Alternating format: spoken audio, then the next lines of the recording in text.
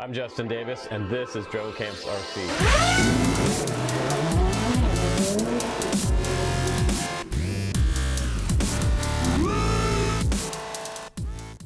Hey guys, welcome back to my shop. I'm Justin Davis. Today we're going to review the fastest quad you might have ever seen. This is a 6S 5-inch MERICA from Catalyst Machineworks. This is a bind and fly quad that comes on his website for under $500 that you can just bind up to your radio and fly over 100 miles an hour on the racetrack or for freestyle. There's a new show on Netflix right now called Fastest Car, and they put supercars up against home-built garage cars that they call sleepers. They don't look fast on the outside, but under the hood they have huge components.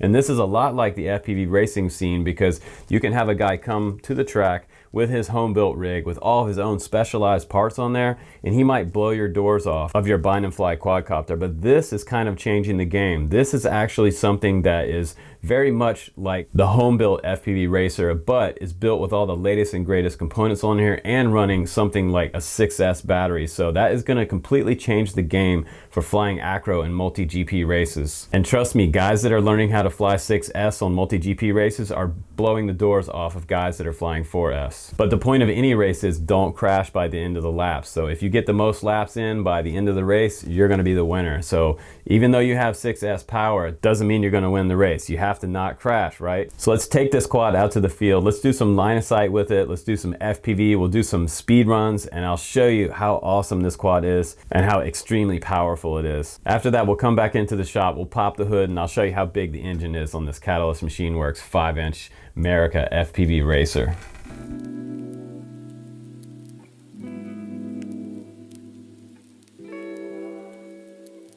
Okay, let's go ahead and get this guy up in the air and show you guys some speed runs, and we'll do some FPV after that. We'll show you how fast this quad can be if you want it. But it flies extremely good and extremely quiet on my line of sight flight test, and extremely precise in the FPV flying that I've done with it. So we'll go ahead and take off now. And I'm flying this at about quarter throttle right now, so it's kind of amazing that I'm at quarter throttle in a hover. I haven't had many quads to fly in just under quarter throttle or close to quarter throttle. So before we get too far on this battery, let's go ahead and do a punch out real quick. You ready? 1, 2, 3. Like the space shuttle. Gone. Actually kind of hard to bring it back down to me. Wow, that was insane. Let's do one more. Almost all the way across the field. Super quick. Come on back. Come on back. Super smooth sounding, really powerful. Very nice.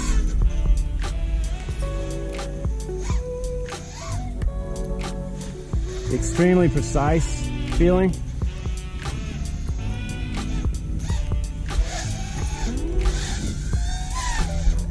Wow. This is what we're looking for. If you're looking for a supercar, this is it right here. Crazy amount of power. His brother Hobby Motors with this setup, it doesn't mess around, 6S. Oh. So much power. Like I said, you kind of almost have to learn how to fly again, flying this on 6S. It's just totally different than flying a 4S machine. It reminds me of when I first started flying from 3S going to 4S. It was just a totally different experience. And the guys that are winning races right now, a lot of those guys are flying 6S setups. If you can learn how to fly acro and control it on 6S, you're really going to have something out on the track. Beautiful quad.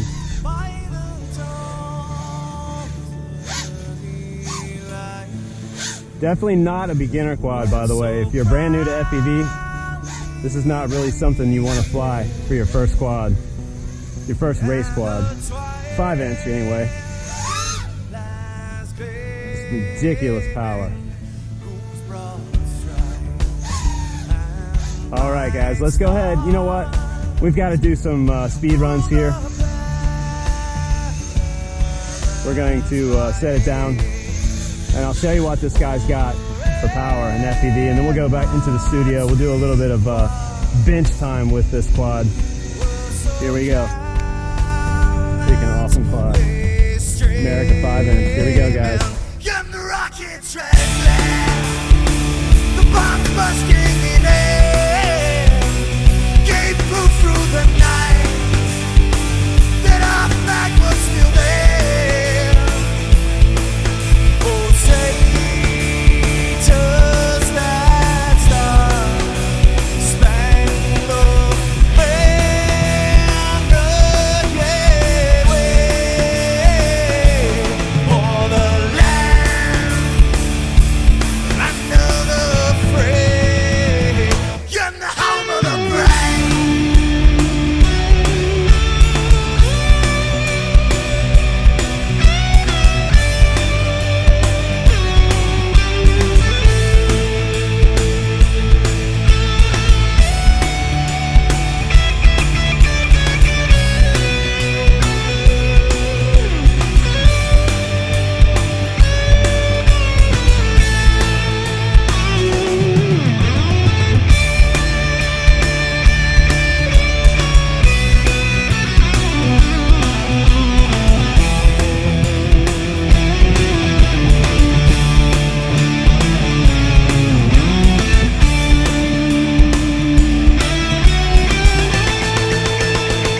Because we are the brave.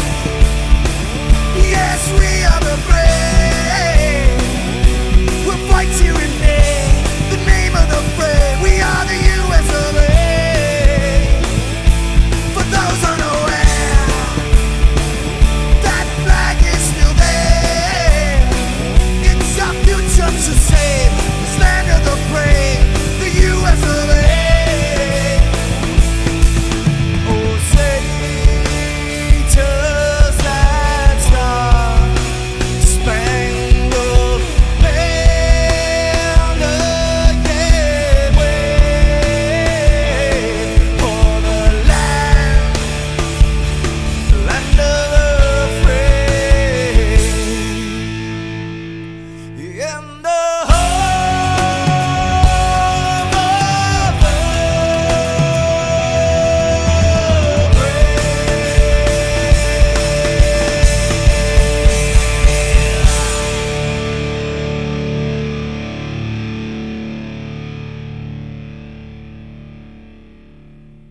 All right, guys, welcome back from that flight test. That was totally insane. Flying on 6S is just a completely different experience. It's a whole different experience than flying on 4S.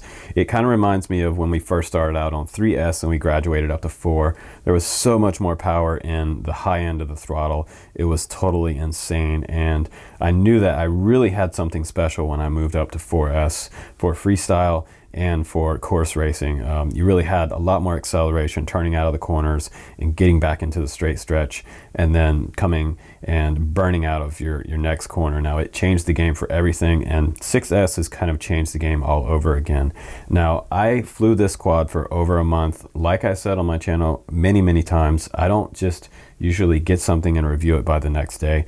I spend some time with it, get to know it for you guys, and sometimes I'm the latest guy out with a review, and that is because I spend time with stuff and get to know it, and that way I can tell you the pros and cons and what the quad really flies like. And I have taken my time with this review. This is probably a long-awaited review for a lot of you guys on the Drone Camps channel, but I'll tell you, this quad, when I took it to different fields across the country, Portland, Vancouver, Milwaukee, North Carolina, once I got out to the East Coast with this, various different fields that I went to, every place that I went, a lot of the local guys, they wanted to hold this in their hands and look at it for themselves, look over the components of this quad, and really see what it was all about, because a lot of people haven't really seen this type of build quality on a bind and fly. This is more like something that a professional guy would build at his house with all the latest and greatest top spec components on it, and go out into the field and just rip other people a new one. So I'm kind of sort of coining this a supercar, mainly because it has all the top spec gear on there, but you can buy it bind and fly, put it on your radio, get a 6S battery, and you're out there ripping as fast as the guy next to you, or faster, that built his own professional home built rig. So this is really changing the game, and you're going to win races. Like I said, if you learn how to fly 6S and you're racing other guys on 4S, it's almost not fair in a way. There might be a separate league for 6S, but the 6S guys that know how to fly acro, they are winning the races. So this is a game changer again for the FPV community. Also for freestyle, it's really interesting because you can boost sky high with this throttle and this Brother Hobby power setup that he has on here. Now what's really great about Catalyst Machineworks, if you go on his website there, you can select this bind and fly, and the coolest thing about this is the fact that he's going to give you all the latest and greatest components week to week. And he told me about this when we first started talking about his quads through his email. He said he doesn't stock a lot of older parts. He doesn't stock a high volume of parts. So you're not going to get stuff on your quad that you buy recently from him that is going to have old gear on it. So you're going to get all of the latest and greatest stuff on his quads, which is really, really cool. So it is definitely like an FPV boutique. Now right away, the most important component of any FPV racer is going to be your power choice, your motor choice for running your props. Now next to that would be the ESC setup, because you need to have ESCs that are going to be powerful enough to support the amp draw of those motors. So we're talking about Brother Hobby motors on this setup, and unless you've been under a rock, you know about Brother Hobby motors. Everybody is flying these that want serious power. I've seen them really, really rip on 3-inch setups, and on 5-inch setups, everybody is running these motors right here. These are returner motors, and these are 2207s, and these are low kV. They're actually 1750s right here. So you're going to get a really efficient setup on 6S. When the voltage goes really, really high like it does here, it's actually really efficient. The higher you go with the voltage, in the case of a 6S battery, it's going to be more efficient than something like a 4S battery. Kind of hard to explain, but that's the way it is for the power setup. Now this motor is feared out there in the race community. Everybody uses them because they want to be as fast as everybody else on the course. And in conjunction with the 2207s, I have the dowel prop. These are the Cyclones, and those are 50/40 props. They're very smooth, sort of the mid-chord type of freestyle prop, but mostly what I fly is freestyle, so that's the prop of choice. But I was still getting 3 minutes flight time out of this power system on 6S. And for what I was flying in this video, it was a good choice because it does have that medium chord in the center, and it has a really nice tapered end, almost to a point out here, and a very smooth prop for freestyle. So no bull nose out on the end means that I'm going to get a much smoother, quieter prop and a more efficient prop. If we fly the bull nose on the end, I'm going to get more power and throttle out of my throttle and boost, but I'm going to have my battery sag and drain a lot quicker than something with a smoother tip on there. And I'm just going to give you a bird's eye view of these Brother Hobby motors from the top. You can see that these are hollow core motor stem on there, so that's even reducing the weight even a little more on these motors. Now the MERICA frame category is considered to be a feather light quadcopter, meaning that this one is super light compared to some of the other quad racers out there. This is a super narrow skinny arm Stretch X. You can see in the very middle of this frame that the arms are super narrow, and I'm going to measure those later for you guys with my caliper. And you also have the option to run this crossbar in the front and the back, and what that does is it just gives your frame a little more rigidity in those high-speed power turns. You don't get a lot of vibration coming back to the flight controller. It keeps everything locked in and really solid. And my first impression with my first maiden flight of this quadcopter was amazing. It sounded super quiet, and the low end of the throttle sounded nice and smooth. When I did go to half throttle, I started to hear some of that power in that 6S batteries and these Brother Hobby motors come into fruition. Now when I did my first punch out, it was through the roof. I mean, it just about took the grass up off the ground with it when it took off. It was so high up in the air that I could almost not bring it back down. So flying in acro, if you've ever flown line of sight acro, it gets pretty hard when it's super high up because this thing turns into a black dot in the sky. But I knew right away that I had something different right here with this quad. Now, normally out of the track, guys are flying these Tattoo R lines. This is a 1300 95C battery, and they're pushing them up to 3 to 3.5 minutes on their 5-inch setups. Now, this is a great battery. It hasn't done a lot of swelling for me, and this one's over 6 months old and still taking some punishment from various different quads and power setups that I've had. So now taking it up to the next level, you're going to see something like this. This is a 1300 6S.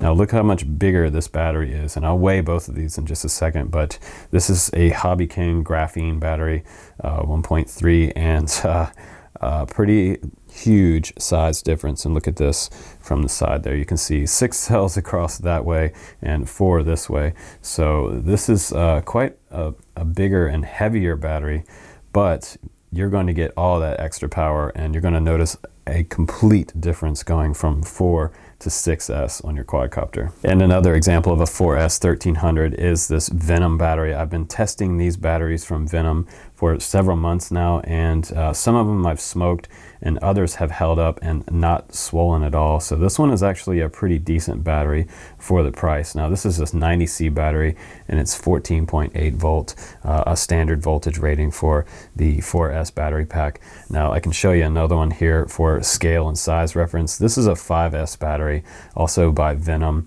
and this one's actually the 18.5 volt, and it's also 90C.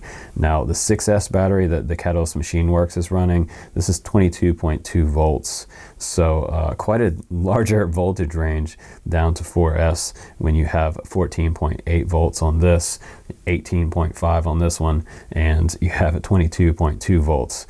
Now I haven't flown any 22 volt packs since I flew single rotor helicopters, so this kind of brought me back to the old school days, but we were flying even larger packs than this. We were flying 6S 5,000 milliamps on a lot of larger helicopters, and we ended up going up to 10,000 milliamps. Some of them were also in parallel, but now the game has changed and everything is a lot lighter and extremely fast. And also, just for scale, I have a micro brushless battery that I've been flying here from Venom as well. So this is an example of a micro brushless battery in this lineup. This is a little 4S 650 milliamps. So that kind of gives you some class and scale weights, some visual right there on these different batteries. Now let's go ahead and weigh each of these batteries so you can get an idea of what each different class weighs. So we'll go ahead and take that 1300 6S and sit it on there. Now this weighs more than some of the Featherlight quads that I've weighed recently on the channel. This is 246.8 grams just for that 6S 1300. That is a lot of weight. Weighs more than a lot of quadcopters out there. So we'll go ahead and weigh the 5S battery, and that's the 5S 1300 I have here. If you're going to fly it on 5S, that's 198.5 grams. That one weighs as much as the King Kong 200 GT by itself. Now we'll weigh a standard R-Line 1300 4S battery. That one's 164.4 grams right there. And we'll weigh the Venom 4S 1300. That's 163.8 grams, a little lighter than the R-Line.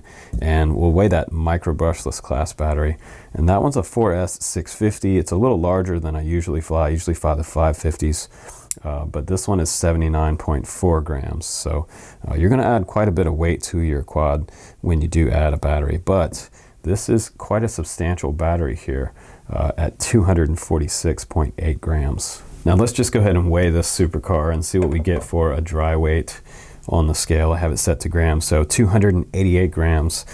Under 300 grams is not bad. It is a little bit heavier because of these beastie motors that they have on here.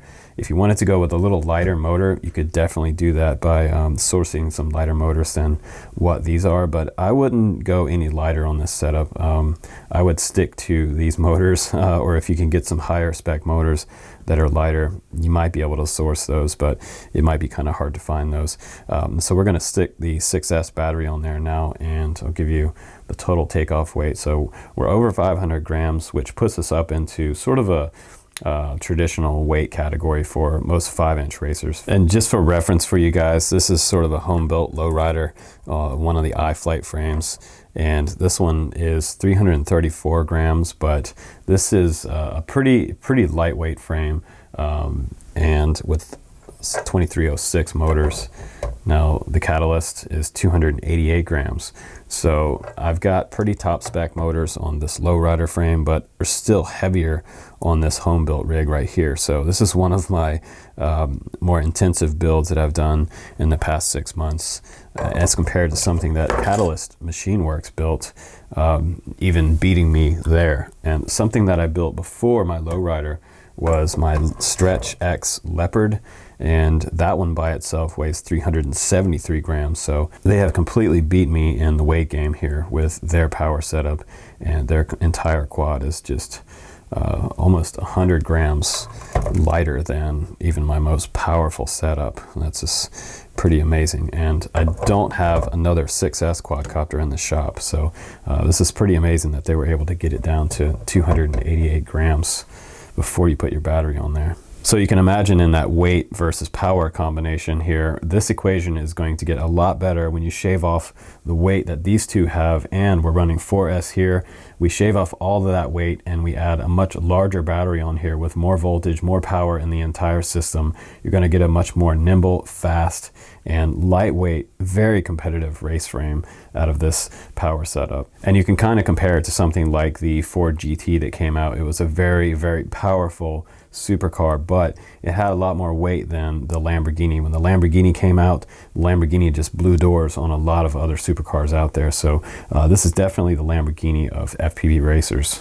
Now we're looking at this frame from the bottom, and let's just talk about the way they have this frame built up. They do have a center sandwich in the middle. They have a bottom and a top plate, and they're sandwiching these 4 arms in. They're all replaceable arms, which a lot of racers like, because during my flight test, I ended up breaking one of these arms, and I needed to get a new frame kit, mainly because I get so excited on the throttle that I'm really testing out the power and the speed of this quad. And on 6S, I really needed to back off the throttle a little bit and just learn how to fly 6S before I started really drag racing around, but I couldn't help it. It was just too much power and too much fun. And this is the crossbar that goes across the front or the back.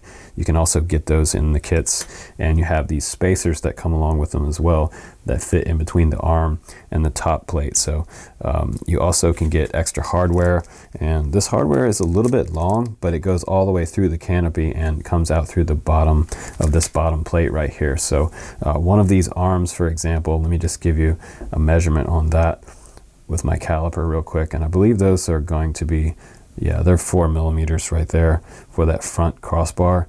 So pretty standard, 4 millimeter is what a lot of people expect on that. So this arm right here, this arm on the outside, I'm actually seeing 5 millimeters on that arm. So each of the arms on this quad on the outside, it's pretty amazing that I broke an arm. 5 millimeters of carbon for the outside arms. It's pretty thick. And this very bottom plate right here, this is 2 millimeters on the bottom, and we'll just give you a measurement on that top plate right before your flight controller. I believe that one's 3.5 mil there, right about 3.5 millimeter for that top plate, right up below your flight controller there. And this machine is also following the capacitor trend. This one has 2 capacitors on it, which is gonna definitely help save your ESCs in those high voltage situations. And also it's gonna help out your VTX and clean up a lot of the noise that your ESCs and motors might produce. So your video is gonna look a lot more crystal clear. And I've also seen setups with 1 capacitor on there on the very back where the battery is. The battery cable comes off the back of the ESCs. And I've also even recently seen 4 capacitor setups, 1 capacitor on each ESC. So you can get as crazy as you want with your capacitors, but 2 is going to be plenty for this power setup. Now also a nice feature about this frame is that it does have 2 holes at the very rear, and this is kind of standard these days that they put holes right there for zip tying down your battery cables, because if this gets pulled right here, and there is no zip tie on this one right here, so I do need to add a zip tie. If this battery flies off and gets ejected, this can pull off of the ESCs right here, so you don't want to risk pulling the tabs off your 4-in-1 ESC. That's going to be a bad day if that happens, so I'm going to have to add a zip tie right there. But it's really nice that they do have a spot for zip ties. Pretty standard these days that they have that. And also on the bottom of these motors, if you're using the crossbars, make sure you use the longer bolts here, because the standard bolts are not going to reach through both of these plates. So you have 4 mil here on this crossbar and 5 mil here. You've got a lot of carbon to get through before you get to the motor. So he does include those extra long screws for the crossbars. Just make sure you don't put those through on this side. It's just not going to fit right. But a really nice setup there, and very solid setup for less vibration in the motors. Back to the flight controller. And let's just talk about maybe one con of this frame design. I've been looking at this frame, and other racers commented on this out at the field. You do have this board right here sticking out in the front right here. So this board is just a little bit far out in front of the canopy right there. So you might want to consider that somehow in this frame design setup. You can see that PCB sticks out right there on the bottom. And for a lot of guys, it's not going to bother them. You're mostly flying over top of grass.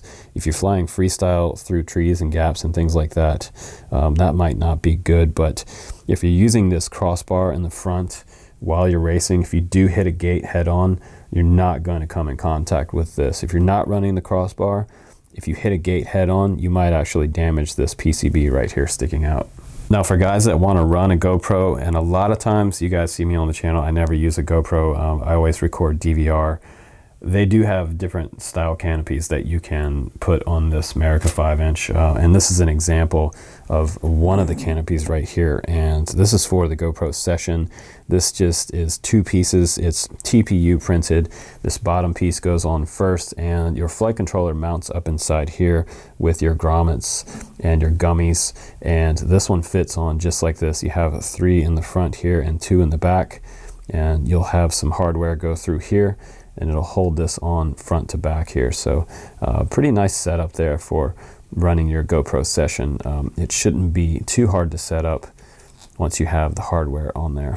And if you're someone like me who likes plenty of tilt in your camera, you can definitely get it with this. There's 2 bolts on each side, and that'll let you go all the way up past 45 degrees right there, all the way down to about 25 degrees to start out with.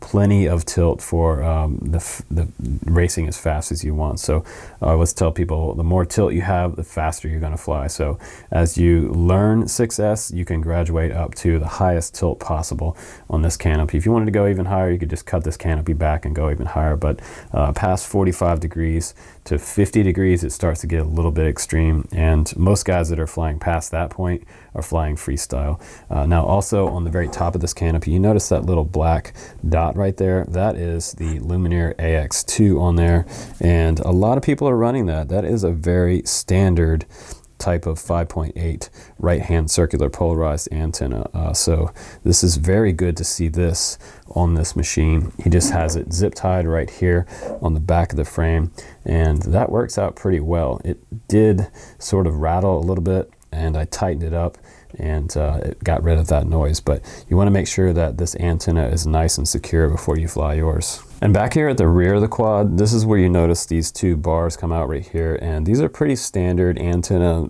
rods that come off the back of the quad. He has 2 zip ties right here, and your XM Plus antenna is just going to come out here and here, and I did chop the end of one off right here. So this is not the perfect setup, but it works for this particular canopy, and it's going to keep your receiver wires safe inside here. Your antenna wires aren't going to get chewed up, and mine were actually saved even though this tip did get chipped off. So let's go ahead and take a look under the hood. I removed these 4 bolts right here, and that will pull the canopy completely off. If you need to get to your flight controller or change up your camera wire or do anything with your receiver, it's pretty easy to get into this and access everything right here. You can see everything is wide open there. You can see the Raceflight ESCs that I have in here. These are 30 amp with a 40 amp burst running D-Shot on there, and we do have Raceflight on the flight controller as well. And if we look at this a little closer up, you can see there's 4 Phillips head screws right here. These are plastic hardware screws, and they do have rubber grommets dampening the flight controller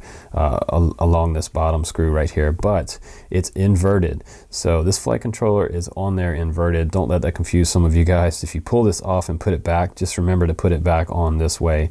You can see that the USB is actually on the bottom right here. Normally that's on the top, so that lets you know that it goes on this particular machine inverted. Now this is Raceflight. Like I said before, it's running the Revolt version 3, and it's a very advanced flight controller running 32K on the gyro. It's a super fast and super intensive, super precise flight controller and gyro setup on here. So that's one of the reasons that you get such a smooth flying machine. I've flown other flight controllers recently with 32K on it that were just too sensitive to even fly, and they were almost impossible to PID tune. But this particular flight controller with Raceflight on there is doing outstandingly well. So you can see here he has the VTX mounted just below where the flight controller is, and like I said, this flight controller is flipped upside down, but that's all set up in Betaflight for you.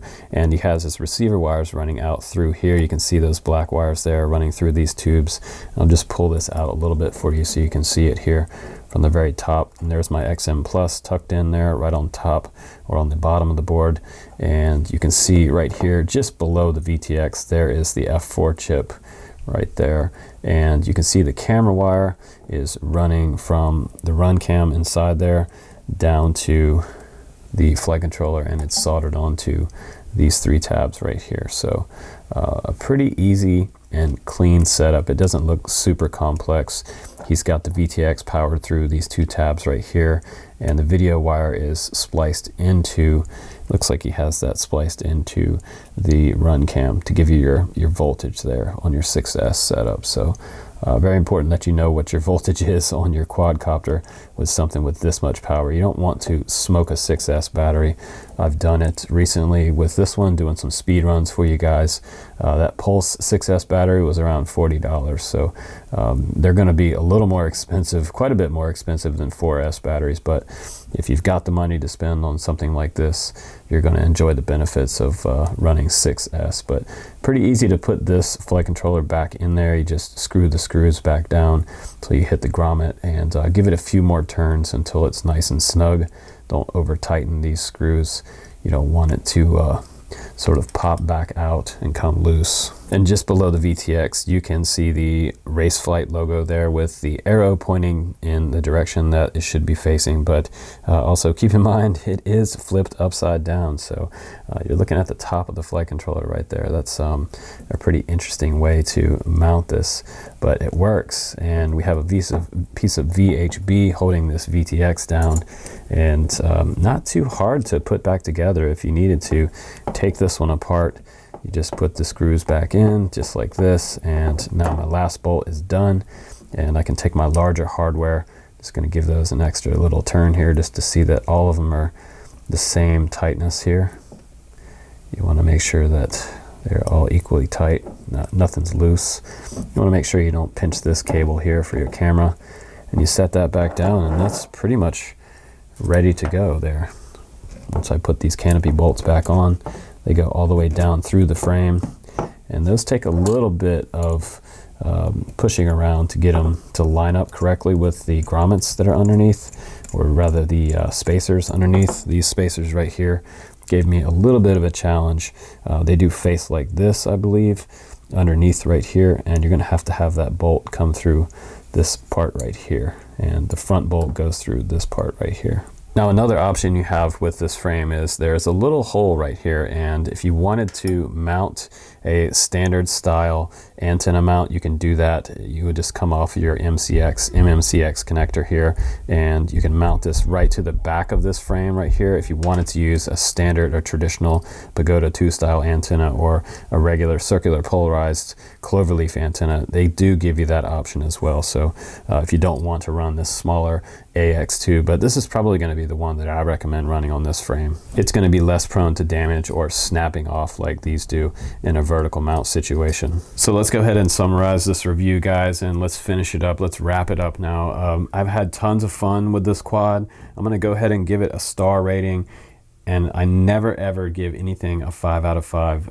As you know, on my channel, I'm completely honest with components and my opinions on race quads. Nothing is perfect out there. This one is damn close to it, but it's not perfect.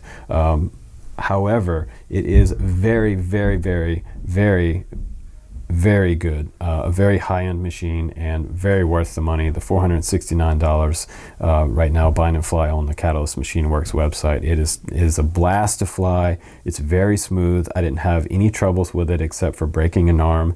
I didn't break that front PCB there that I was a little bit worried about and other people mentioned. So 5 out of 5. Let's give it a rating. My standard traditional rating system is 5 out of 5, and I'm going to give this one a 4.5 out of 5, and maybe taking off a few points for the piece sticking out in the front right there. And I did have one situation where I was flying and I was flying directly toward myself, and I did lose signal and it fell to the ground, and it might be because of the way this antenna is situated back here. If you wanted to do another setup where you had them coming out the bottom or coming out the top, that's also might be an option, because you do have this sort of TPU canopy here that you could punch a hole in and mount your zip ties to the very top of this canopy. That is an option. Or coming out the bottom like some people do, or along the bottom of the arms. But I did lose signal coming back to myself, so something to consider there. But 4.5 stars is a very high rating. It's not a perfect rating like some of the other reviewers gave for this model, but you're hearing the truth right here. And do I think it's worth the money? Absolutely. Would I put my money down on this machine? I absolutely would. If I had the money laying around to buy this one, I would grab one of these for my personal collection. And I'm going to have to say that this one's probably going to stay in my personal collection, because the proof is in the pudding. You guys saw it right here on the channel. This thing is an absolute ripper. And you're going to beat people on the course with 6S. If you're a good pilot, you fly 6S and you don't crash, you're going to be in the top 3, absolutely. At the end of the day, when the heats are finished and said and done, the points are going to go up on the board and online in multi-GP, and you're going to win races with this one. So learn how to fly 6S. It's absolutely worth it. But anyway, guys, I really appreciate you guys watching the channel and subscribing over the years, and this has been one of the fastest and most powerful FPV racers to date on my channel, and I really enjoyed it. So I want to say thank you to Neil over at Catalyst Machineworks. You definitely made my year sending this quad over to my shop for review, so I really appreciate that. And I appreciate you guys as well watching this review. It was honestly one of the funnest reviews I've ever done.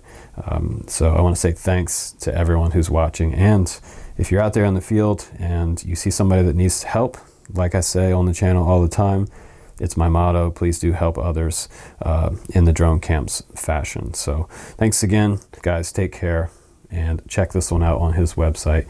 You won't regret it. I'm Justin Davis. I'll see you on the next one.